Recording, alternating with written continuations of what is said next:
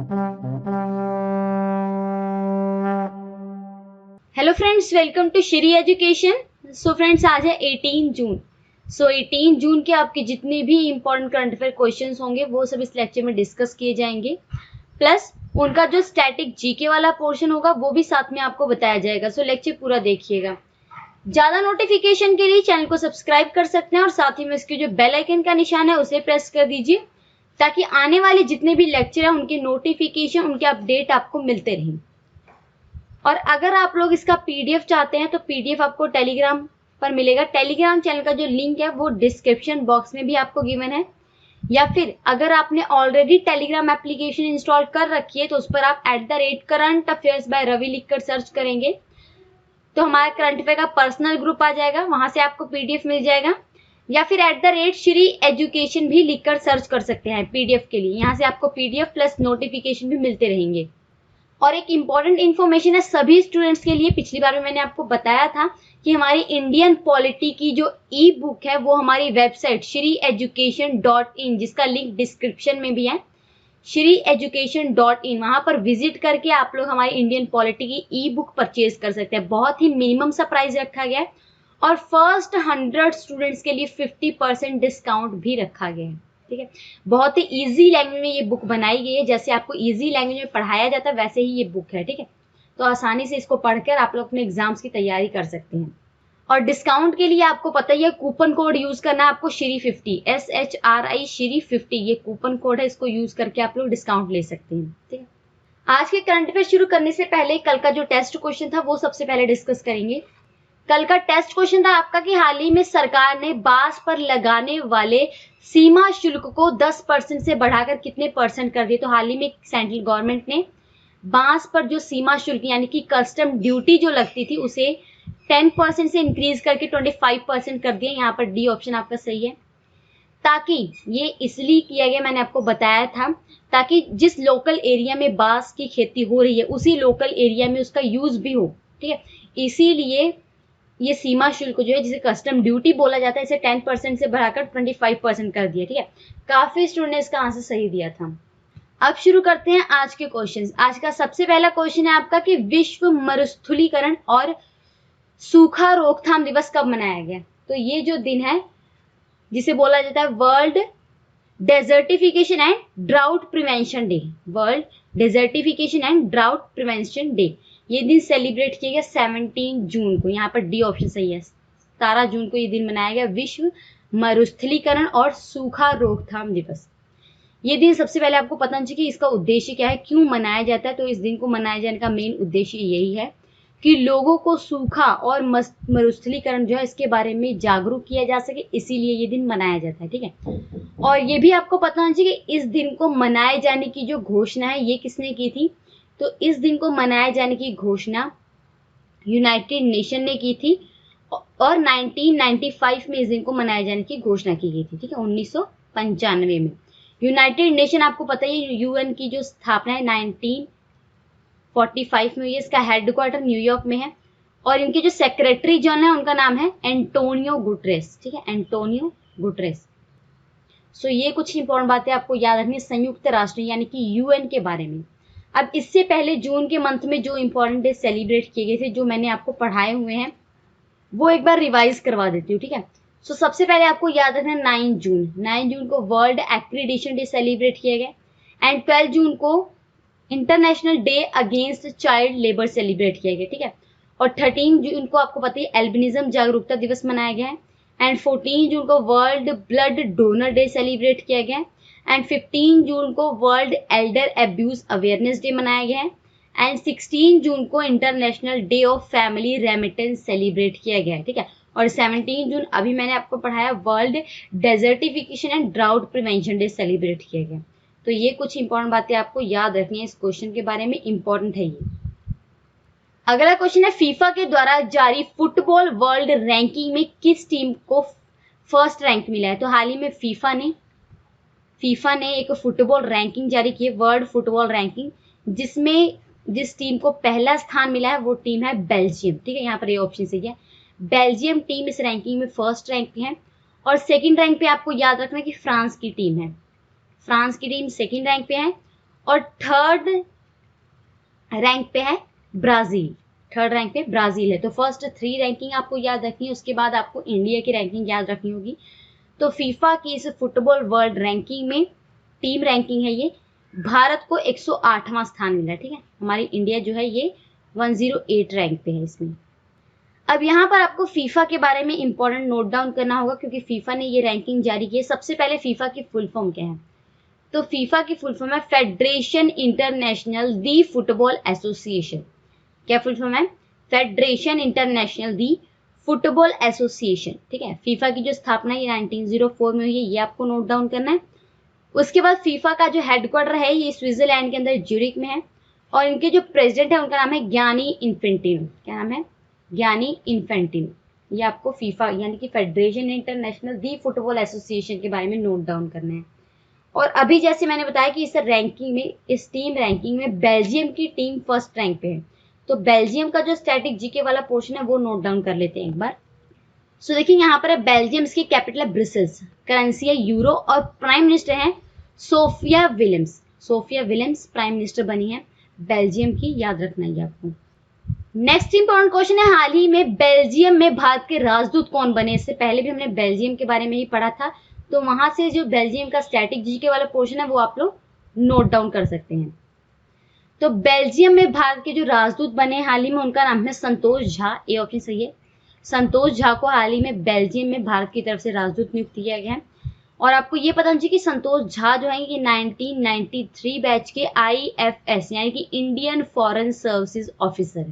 ठीक है, अब ये भी आपको नोट डाउन करना होगा कि जो संतोष झा है ये प्रेजेंट में उज्बेकिस्तान गणराज्य जो है उसमें राजदूत थे। ठीक है, बट अब इन्हें बेल्जियम में भारत का राजदूत बनाया गया है। बेल्जियम के बारे में हमने नोट डाउन कर लिया, बार बार रिपीट नहीं करूंगी। नेक्स्ट क्वेश्चन है, हाल ही में भारत ने किस देश के साथ समझौता ज्ञापन पर हस्ताक्षर किए? तो हाल ही में भारत ने नेपाल के साथ, यहाँ पर आपका डी ऑप्शन सही है, नेपाल के साथ एक समझौता ज्ञापन पर हस्ताक्षर किए हैं। देखिए समझौता ज्ञापन जिसे MOU भी बोला जाता है, मेमोरेंडम ऑफ अंडरस्टैंडिंग। ठीक है, मेमोरेंडम ऑफ अंडरस्टैंडिंग पर साइन किए गए भारत और नेपाल के बीच में। अभी ये जो समझौता है ये क्यों हुआ है इन दोनों देशों के बीच में, इसके पीछे का आपको रीजन पता होना चाहिए। नेपाल के अंदर बहुत ही फेमस मंदिर है जिसका नाम है पशुपतिनाथ मंदिर। क्या नाम है मंदिर का? पशुपतिनाथ मंदिर। ठीक है, इस मंदिर का जो स्ट्रक्चर है उसमें सुधार लाने के लिए इन दोनों देशों के बीच में समझौता ज्ञापन पर हस्ताक्षर हुए। ठीक है, ताकि दोनों देशों के इन्वेस्टमेंट से ये जो पशुपतिनाथ मंदिर है नेपाल के अंदर उसमें सुधार किया जा सके। ठीक है, तो ये आपने नोट डाउन कर लिया। और आपको ये भी पता होना चाहिए कि जो यूनेस्को है, UNESCO United Nation educational scientific and cultural organization, UNESCO ने ये जो पशुपतिनाथ मंदिर है नेपाल के अंदर, इसे वर्ल्ड हेरिटेज साइट यानी कि विश्व धरोहर स्थल भी घोषित किया है। ठीक है, सो ये भी आपको नोट डाउन करना है। अब यहाँ पर नेपाल के बारे में बताऊंगी आपको। यहाँ पर है नेपाल, इसकी कैपिटल है काठमांडू, करेंसी है नेपाली रुपये, और प्रेसिडेंट है विद्या देवी भंडारी, और वहाँ की प्राइम मिनिस्टर है खड्गा प्रसाद ओली। ठीक है, ये कुछ इंपॉर्टेंट बातें होंगी नेपाल के बारे में, स्टैटिक जीके वाला पोर्शन। अगला क्वेश्चन है, हाल ही में मुखमल्द कली अबील गाजियव ने किस देश के प्रधानमंत्री के पद से इस्तीफा दे दिया है? तो मुखमल्द कली अबील काजियव, ये आपको पता होना चाहिए कि किर्गिस्तान, यहाँ पर डी ऑप्शन से ये आपको किर्गिस्तान जो देश है उसके ये प्रधानमंत्री यानी कि प्राइम मिनिस्टर थे जिन्होंने हाल ही में अपने पद से इस्तीफा दे दिया। ठीक है, नाम इनका याद रखना है। और उसके बाद किर्गिस्तान के बारे में भी आपको नोट डाउन करना होगा। यहाँ पर किर्गिस्तान, कैपिटल है इसकी बिश्केक। किर्गिस्तान की सबसे पहले कैपिटल आपको इंपॉर्टेंट नोट डाउन करनी होती है। उसके बाद करेंसी आपको याद रखना है किर्गिस्तानी सोम। अब यहाँ पर किर्गिस्तान के प्रेसिडेंट का नाम भी नोट डाउन करना है। तो प्रेसिडेंट है सोरनबे जेनबेकोव। ठीक है, सोरनबे जेनबेकोव। ये आपको किर्गिस्तान के बारे में इंपॉर्टेंट बातें नोट डाउन करनी है। नेक्स्ट क्वेश्चन है, हाल ही में किस राज्य ने कर्म भूमि नौकरी पोर्टल लॉन्च किया? तो उस राज्य का नाम है पश्चिम बंगाल। यहाँ पर बी ऑप्शन सही है। हाल ही में वेस्ट बंगाल की जो चीफ मिनिस्टर हैं मुख्यमंत्री ममता बनर्जी, उन्होंने वेस्ट बंगाल के अंदर जितने भी IT स्टूडेंट्स हैं, इंफॉर्मेशन टेक्नोलॉजी के जितने भी स्टूडेंट्स हैं, उनके लिए ये पोर्टल यानी कि वेबसाइट, पोर्टल आपको मैंने बताया ना वेबसाइट को बोला जाता है, ये वेबसाइट लॉन्च की जिसका नाम है कर्म भूमि। ये वेबसाइट इसीलिए लॉन्च की गई है ताकि कोविड-19 के कारण जितने भी दूसरे राज्यों में पश्चिम बंगाल के लोग रहते थे, जो कि अब अपने राज्य में वापस आ चुके हैं, उनके लिए ये पोर्टल लॉन्च किया गया IT स्टूडेंट्स के लिए, ठीक है, ताकि उन्हें नौकरियां प्रोवाइड की जा सकें।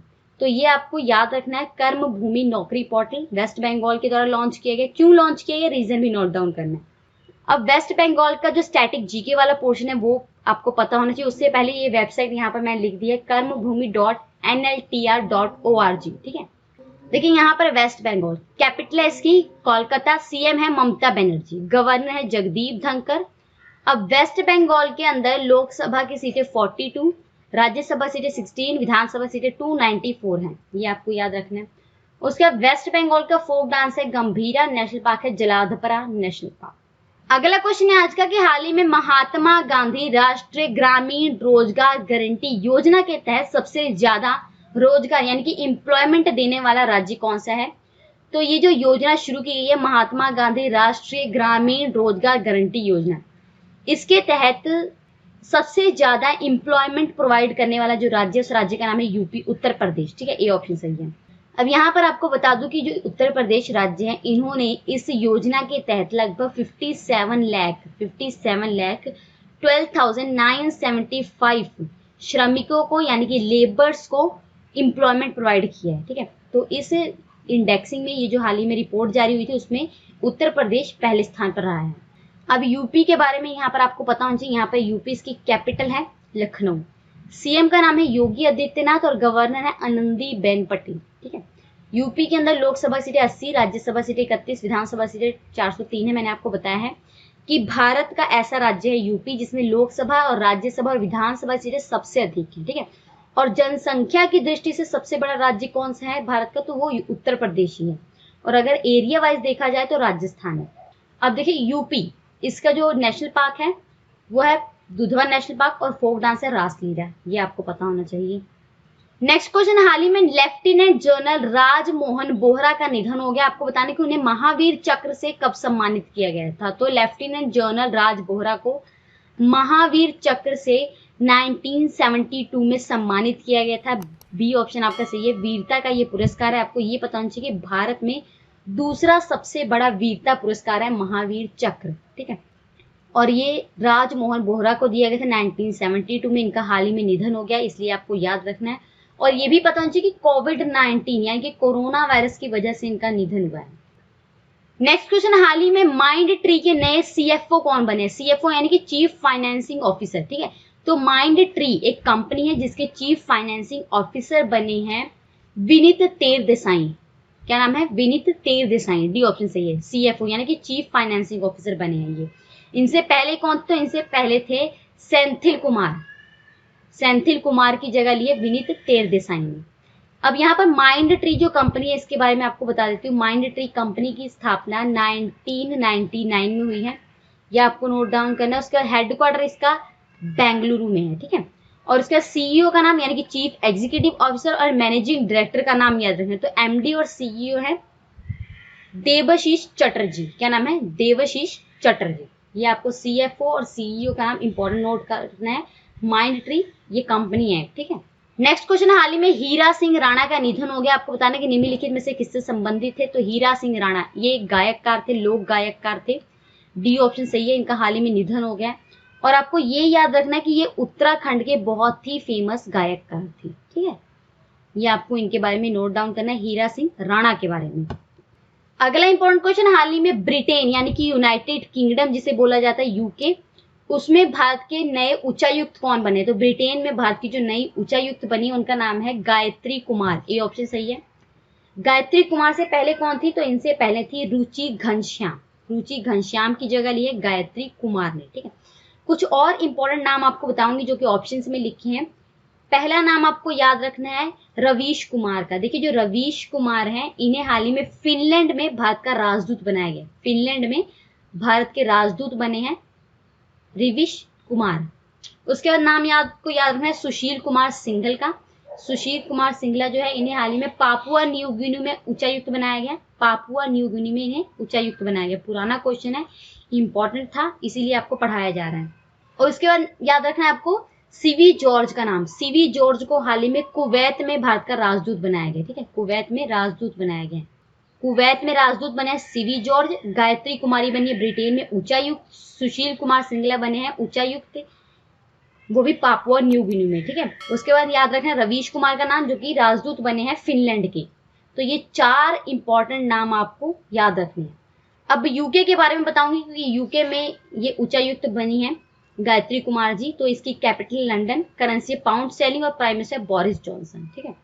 और आज का आखिरी और सबसे इंपॉर्टेंट क्वेश्चन, विश्व प्रतिस्पर्धात्मक सूचकांक यानी कि वर्ल्ड कॉम्पिटिटिव इंडेक्सिंग में कौन पहले स्थान पर, कौन सा देश? तो वर्ल्ड कॉम्पिटिटिव इंडेक्सिंग में पहले स्थान पर है सिंगापुर, ठीक है। यहाँ पर डी ऑप्शन सही, सिंगापुर को फर्स्ट रैंक मिला है। सेकंड रैंक पे है डेनमार्क, ये आपको याद रखना है। और थर्ड रैंक पे है स्विट्जरलैंड। फर्स्ट 3 रैंकिंग याद रखें। और भारत की रैंकिंग आपको पता नहीं 43rd है, 43rd नंबर पे है इंडिया इस रैंकिंग में, वर्ल्ड कॉम्पिटिटिव इंडेक्सिंग, ये याद रखना है आपको, ठीक है। टोटल 63 कंट्रीज की ये रैंकिंग थी, जिसमें से भारत को 43rd रैंक मिला है, ठीक है। और ये रिपोर्ट जारी की गई थी IMD के द्वारा। सो ये कुछ इंपॉर्टेंट बातें हो गई इस क्वेश्चन के बारे में। यहाँ पर सिंगापुर का स्ट्रेटेजी वाला पोर्शन आपका रह गया, बता देती हूँ। यहाँ पर सिंगापुर, इसकी कैपिटल है सिंगापुर, ठीक है। करेंसी है सिंगापुर डॉलर, प्रेसिडेंट है हेलिमा योकोव और प्राइम मिनिस्टर ली हसीन लूंग, ठीक है। सो ये इंपॉर्टेंट बातें हो गई इस क्वेश्चन के बारे में। और ये थे आपके आज के करंट अफेयर्स। लेक्चर कैसा लगा वो आपको कमेंट करके बताना है, ठीक है। और हमारी जो वेबसाइट है shreeeducation.in, जहां पर 50% ऑफर चल रहा है बुक पर, इंडियन पॉलिटी की बुक है वो आप लोग परचेज कर सकते हैं। लिंक जो है वेबसाइट का वो डिस्क्रिप्शन बॉक्स में भी गिवन है, और सारी इंपॉर्टेंट इन्फॉर्मेशन कि आपको बुक कैसे परचेज करनी है और कूपन कोड वगैरह जो है वो आपको टेलीग्राम पे प्रोवाइड किया गया है, वहां से देख सकते हैं आप लोग। सबसे पहले टेस्ट क्वेश्चन आज का डिस्कस करते हैं। टेस्ट क्वेश्चन है, हाल ही में यूटीआई म्यूचुअल फंड के सीईओ कौन बने हैं? नाम बताने इन 4 ऑप्शन में से। क्वेश्चन का आंसर कमेंट बॉक्स में देना है। हम आपसे मिलते हैं नेक्स्ट लेक्चर में, तब तक जुड़े रहिए हमारे साथ। Thank you.